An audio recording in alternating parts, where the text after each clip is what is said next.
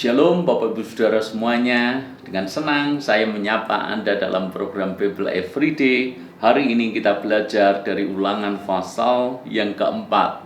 Ulangan pasal yang keempat ini merupakan nasihat Musa untuk bangsa Israel memelihara hukum Allah.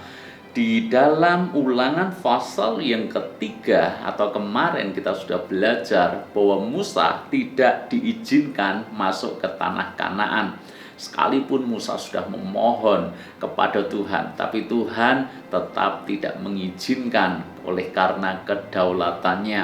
Dan di pasal yang keempat kita melihat di sini bahwa Musa menasehati bangsa Israel untuk memelihara hukum Allah.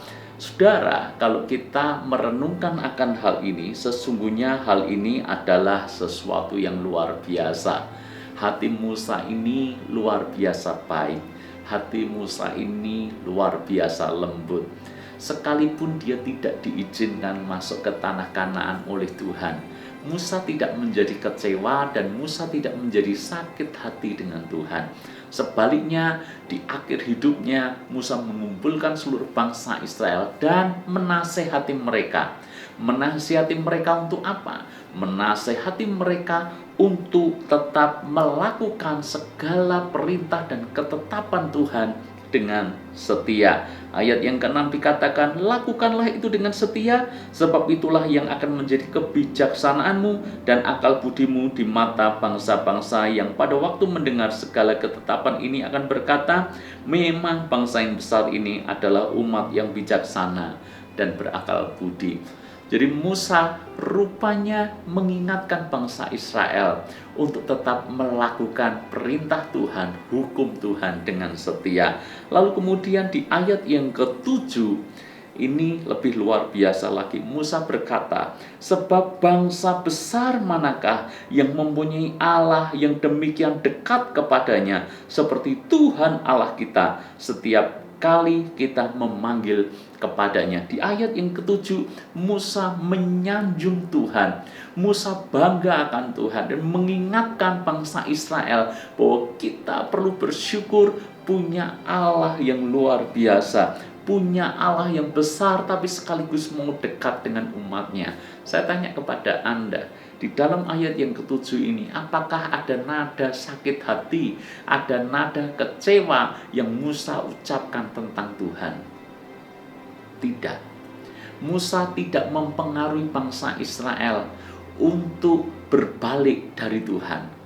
Musa tidak mempengaruhi bangsa Israel supaya meninggalkan Tuhan karena dia dipenuhi dengan kekecewaan, tidak diizinkan masuk. Bukan seperti itu tipikal Musa. Sekalipun secara manusia dia memang kecewa, tidak diizinkan masuk. Tapi lihat bagaimana hati Musa sedemikian besar untuk tetap dia mengajarkan hal yang benar kepada bangsa Israel. Coba bandingkan dengan apa yang terjadi hari-hari ini di sekitar kita, khususnya di dunia politik. Saya mengenal seorang tokoh politik yang dulu dekat dengan pemerintah.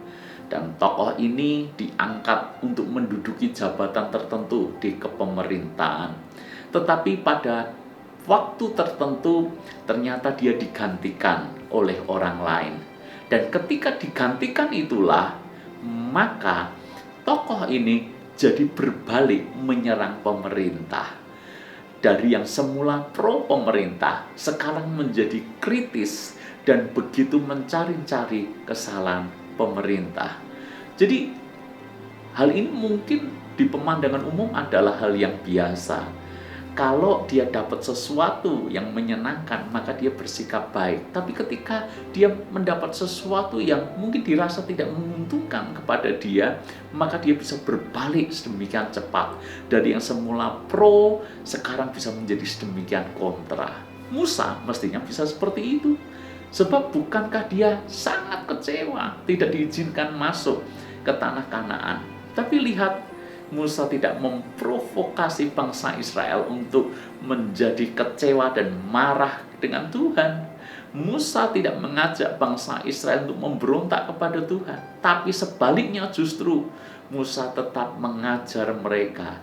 hidup menurut ketetapan Tuhan. Bahkan Musa berkata, tidak ada Allah seperti Allah kita, Allah yang besar, yang begitu dekat dengan umatnya. Hari ini kita belajar tentang kelembutan hati seorang Musa, tentang karakter yang luar biasa dari seorang Musa. Tidak mengizinkan luka hati, kekecewaan mendominasi hidupnya, tapi terus dia mengizinkan karakter ilahi menguasai hidupnya. Tuhan memberkati kita.